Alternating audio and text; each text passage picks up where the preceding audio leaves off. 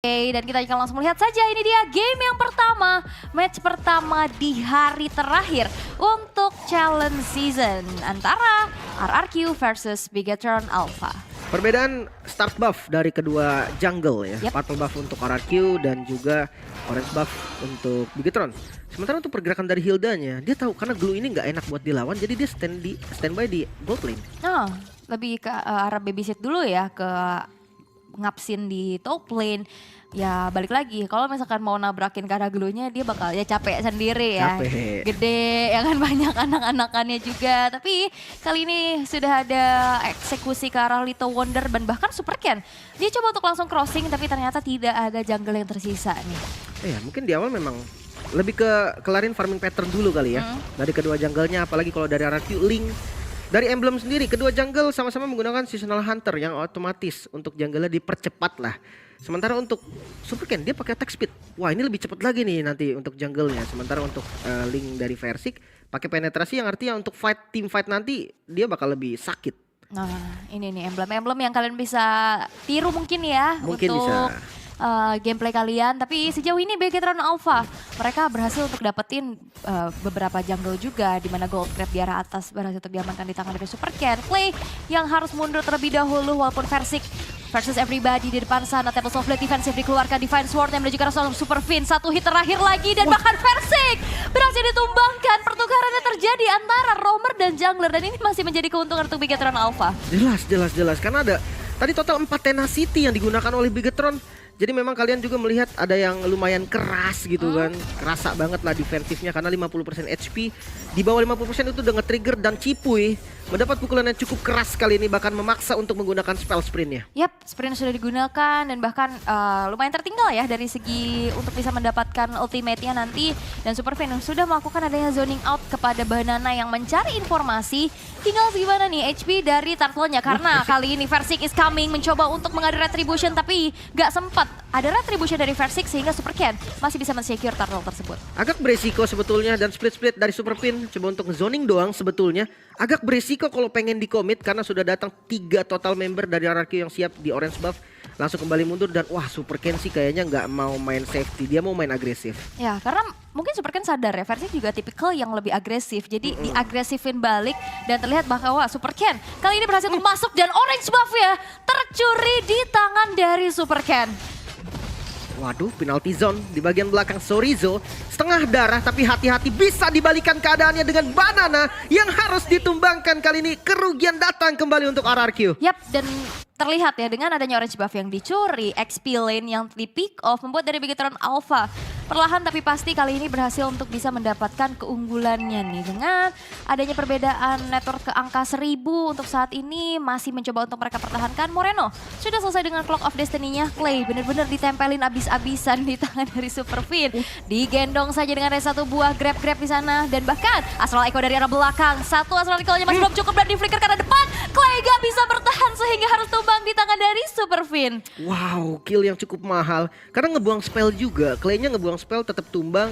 Walaupun ya oke, Fin-nya juga ngebuka spell. Tapi ini tetap keuntungan untuk Bigetron. Di sisi lain Super Fin coba di zoning oleh Cipuy. Tapi harus hati-hati juga dari Cipuy-nya sendiri karena Super Ken yang sudah mulai mengintai Moreno dengan Novaria di mid lane. Pokingan damage di awalnya memang nggak sesakit nanti ketika sudah punya item. Tapi udah lumayan. Ya, dan ternyata terlihat ya di arah top lane tadi level XP lebih diunggulkan sedikit dari Saken. Terlihat bahwa line up yang tadi kita sempat bahas juga, oke range-nya dimenangin sama Brody. Brody juga terbilang hero yang udah enak dari early, yang gak terlalu item dependent untuk attack semua untuk bisa dapetin power spike-nya. Dan itu bisa dimenangkan oleh Saken. Begitupun dengan ada Sorizo kali ini yang udah mulai tertangkap, penalty zone dibuka, tapi 4 player dari RRQ berhasil untuk bisa mempick off Sorizo di sana. Ya, dan kalau ngomongin soal gold lane yang berbeda XP-nya, ini berpengaruh juga dengan turtle. Yang pertama tadi didapetin oleh Bigetron. Yap, itu Turtle kedua udah di setup lagi dan bisa di secure secara free bahkan. Bagi Bigetron gak ada kontes yang dilakukan oleh RRQ. Ya, dan terlihat Yasin kali ini harus mundur terlebih dahulu dengan XP yang unggul juga di tangan dari Saken. Dan rotasi cepat ini udah menjadi kunci untuk Bigetron Alpha ya. Terlihat dengan adanya Super Ken yang udah bisa langsung crossing dan Moreno dengan positioning yang baik banget juga.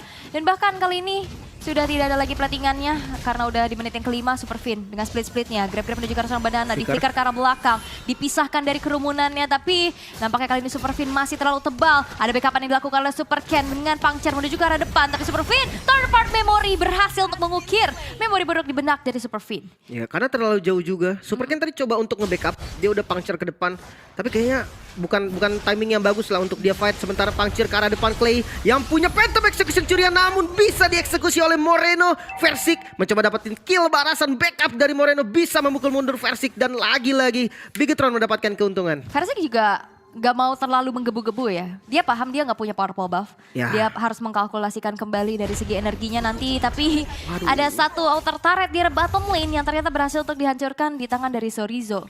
Dan sebenarnya ya udah Sorizo bisa anteng-anteng aja di lane. Karena kalau misalkan ngelihat dari tipikalnya Terizla, dia lebih ke arah hero-hero teamfight gak sih? Ya, dia bisa teamfight nanti, dan untuk power clear sebenarnya Terizla akan lebih unggul. Iya. Tapi ya kalau untuk jalannya itu Terizla lama banget. Palunya gede banget. Iya, sama Fredrin juga lumayan lama. Tapi kalau kondisinya udah hancur turretnya dari RRQ, bakal lebih cepat rotasi Bigetron berarti. Harusnya iya. Dan terlihat ya kali ini 3000 network yang berhasil untuk diamankan. Bigetron Alpha mereka bermain sangat-sangat agresif dengan adanya objektivitas menuju ke arah turtle, turret, dan sekarang berfokus untuk bisa ngedorong ke arah gold lane-nya, di mana Astral Echo dibuka langsung mengusir mundur 3 player dari RRQ yang tidak bisa lagi ngedefense satu outer turret di arah top lane-nya. Supercan sudah mulai hadir juga dan invasi jungle kian terjadi. Waduh, ini dominasi full dari Bigetron, bahkan dari turtle yang pertama sampai yang ketiga ini selalu di setup, dan posisi dari Versik yang sudah mulai ditempel kali ini bakal ada punishment terjadi sepertinya. Darahnya mulai naik lagi, namun turtle bisa didapatkan secara free.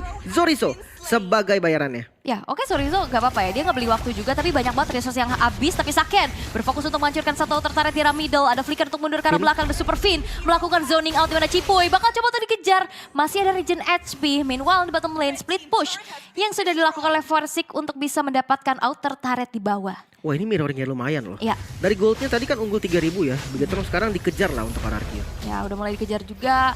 Dan lagi-lagi ya ini teror dari Astral Echo udah lumayan menghantui juga. Invasi ke arah purple buff nampaknya diurungkan niat ya dari Bigetron Alpha, dan kita bisa lihat dari item build. Hunter Strike item pertama untuk Super Ken.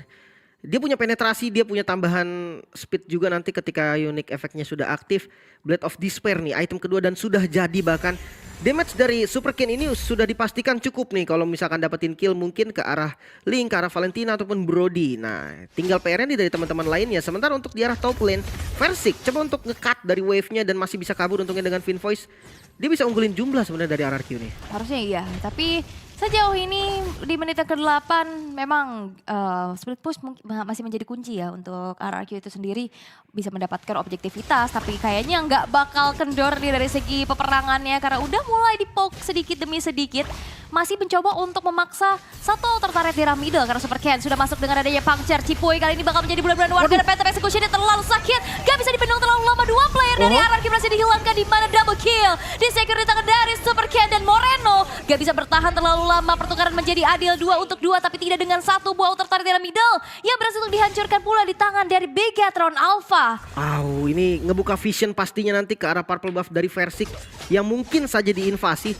Sementara untuk pertukaran killnya Super Ken yang tumbang ini sebenarnya lebih berbahaya lah karena Super Ken ini kan dia banyak goldnya ya, jadi celengannya yang pecah juga ini ngasih gold yang lebih banyak pastinya untuk RRQ, makanya dari segi gold ini lebih condong ke RRQ. Namun untuk turretnya hilang ini harus diperhitungkan lagi nih. Nantinya purple buffnya diinvasi, bukan hanya purple buff, mungkin tetap trapping dari tempat yang nggak ada vision dari RRQ ini perlu diperhitungkan kembali. Ya, dan Sakennya dari tadi nggak yang terlalu terancam gitu ya, dia aman aja. Astral Recall-nya sakit banget, membuat dari Clay harus kehilangan banyak HP dan Super Ken berhasil untuk bisa mendapatkan Lord yang pertama. Banana HP gak terlalu banyak lagi tapi lini belakang yang mulai diacak-acak. Versik is coming, Divine Sword berhasil mempick off sesosok Moreno di lini belakang. Terjadi pertukaran antara roamer dan juga mid lane-nya, tapi Lord yang bisa diamankan dari Bigetron Alpha ini masih membuat mereka tidak mengalami kerugian yang terlalu banyak. Dan ini Lord pertama, belum menjadi Lord yang enhance, belum ada charge-nya nanti. Dan biasanya di Lord pertama ini digunakan untuk ngabisin semua inner turret. Maka dari itu RRQ juga harus bisa nih ngebagi tugasnya. Bagian bottom lane mungkin poking damage yang diterima ke arah Saken lumayan sakit. Dan Versik juga nggak boleh lama-lama sebenarnya kalau memang mau ngadu poke sama dari Saken. Dan oke, masih ada retribution juga untuk men-secure orange buff yang udah mulai diganggu dengan adanya Chorizo dan Super Fin. Lord yang pertama sudah mulai coba untuk dikawal kembali versi Temples of Blade defensif kali ini harus dikeluarkan, dikejar dengan puncture. Tapi nampaknya Super Ken gak mau terlalu greedy. Dia lebih berpuas dengan adanya inner turret yang sudah hancur di 3 lane yang berbeda. 3 inner turret lagi-lagi. Keuntungan untuk Bigetron 4.000 hampir 5.000 gold yang dipegang di menit yang ke-10. Yep. Yang artinya ini untuk defense-nya nanti akan berbeda hampir dari setiap member itu satu item. Mungkin agak condong ke arah jungle-nya karena di jungle dari RRQ juga Bigetron dua-duanya tipe farming. Sementara kalau dihitung dari high ground defense adanya Clay mungkin dan Sin yang bisa clear minion, tapi kalau mengusir mundur mereka perlu momen dari Banana ataupun dari Cipuy mungkin yang bisa mempersempit keunggulan dari jumlahnya, dari item. Mungkin kita ke Expillion nih. Dominance Ice bagi kedua Expillion menjadi pilihan utama dan juga Radiant Armor. Namun untuk next itemnya nih ada satu Fury Hammer untuk Banana yang dia butuh penetrasi tambahan. Ini buat landing sebenarnya di awal. Sementara kalau untuk Chorizo mungkin nextnya dia bisa ke arah Antiquiras. Banyak lah pilihannya dari next itemnya. Antiquiras ke Domi udah selesai. Ada Radiant Armor juga. Bebas lah ya. Tergantung pilihan-pilihan yang akan dilakukan oleh Chorizo sendiri karena ya dia nggak terlalu banyak ke pick off juga, dia hanya 2 kali ke take down aja. Dan ini yang perlu diperhatikan adalah Saken yang diam-diam udah hampir punya full item dengan tidak adanya terpick off sama sekali. Ini Saken berarti aman banget juga. Dan Cipuy bakal coba untuk dikejar kali ini, ada Phantom Execution menuju ke arah belakang dan Cipuy berlari tapi Thornrose-nya gak bisa membuat dari Cipuy selamat dengan adanya kejaran yang dilakukan oleh Bigetron Alpha. Ya ketika dia lari ke tempatnya Bigetron, di situ gue udah lihat oke dia mau coba kasih space. Dia pengen coba kasih jarak yang lumayan jauh buat RRQ yang lain mungkin bisa farming, mungkin bisa cari posisi juga. Endless battle selesai dari Versik. Damage dari Link-nya ini udah mulai terasa apalagi udah sama-sama level 15 juga. Namun kalau dari segi item Super Ken lebih unggul nih. Makanya nanti entah Thornrose Phantom Execution harus bisa lah dihindarin tipis-tipis. Ya dan split push yang memang sudah dilakukan oleh Versik juga ini bisa diatasi ya dengan awareness yang baik. Tapi Sin kali ini harus mundur dan terconnect satu basic attack terakhir dari Saken. Buat dari Sin kali ini harus hilang nyawanya untuk kedua kalinya. Dan Lord yang sekarang sudah muncul dengan 4 player saja yang tersisa dari RRQ. Tidak akan ada kontes nampaknya. Sin tumbang, flickernya pun hilang.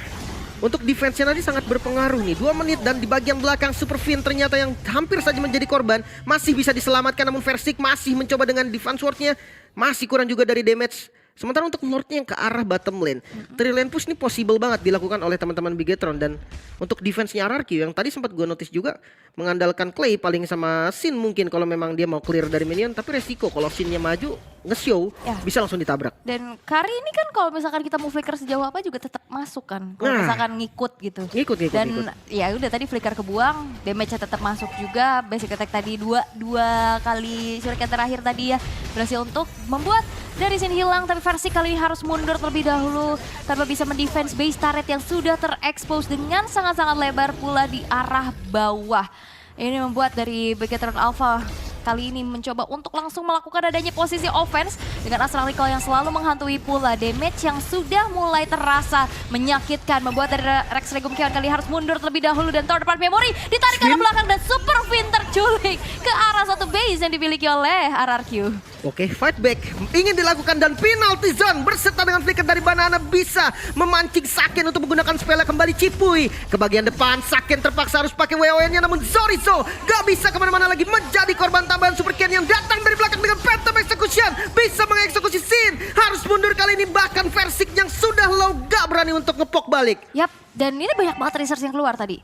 Ada 2 flicker yang ke pop up buat ngejar. Oke, pertukarannya menjadi adil 2 untuk 2. Tapi tidak dengan ada 2 base turret yang hancur dari sisi RRQ. Dan kita bisa lihat juga dari item build di menit yang ke-14.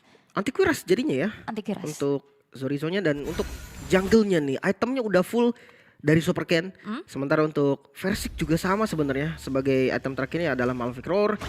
Mungkin kita pindah ke Gold Lane. Heptasis menjadi item awal untuk Sin. Sementara kalau Kari kita tahu lah, untuk Kari sendiri dia menggunakan 3 starter pack utama yaitu Corrosion, Golden Staff dan juga Demon Hunter Sword. Sama-sama menggunakan Wind of Nature.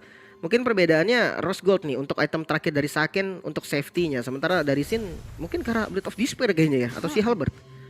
si Halbert mungkin ya buat bisa burst yang ada di front line-nya, termasuk dengan Super Fin yang kita tahu juga tadi dia cukup berani untuk masuk, dan lihat pokingan dari Astral Recall-nya terlalu besar damage-nya sehingga Clay harus mundur dulu untuk meregen dari segi HP-nya, dan damage output memang disumbangkan dari Super Ken dan juga Moreno nih sebagai penyumbang damage terbesar dari Bigetron Alpha. Disusul oleh Versik dan juga Clay. Sebenarnya memang damage utamanya Bigetron tuh ada di Super Ken gitu kan. Mungkin dari Sakennya nanti akan bekerja ketika ada frontliner yang bandel seperti Cipuy atau Banana, itu bisa dieksekusi juga karena memang Kari kan hero anti tank.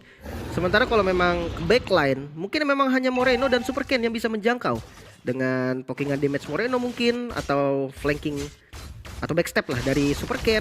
Dan Lord kali ini udah kembali di setup oleh Bigetron. Ya, dan yang menjadi sulit adalah Purple Buff kembali tidak diamankan di tangan dari Versik. Ini makin susah lagi, tapi Conceal Cipuy dengan HP yang gak terlalu banyak kali ini mencari posisinya terlebih dahulu, dan Kating terhadap Lordnya sekarang di reset dulu, ditarik ulur lagi.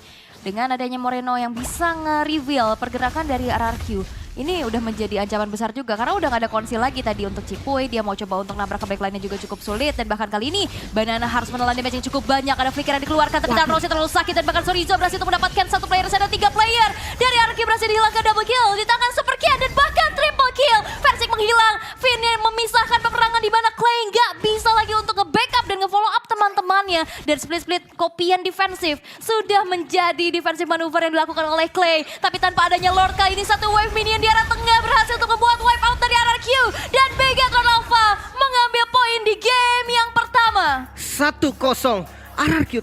Di awal mereka masih bisa untuk mengejar tempo Bigetron, namun ketika masuk di arah mid game, semua kontrol dari objektif dipegang Bigetron. Perfect turtle, invasi jungle, bahkan dari segi turretnya juga bisa dipegang oleh Bigetron semua.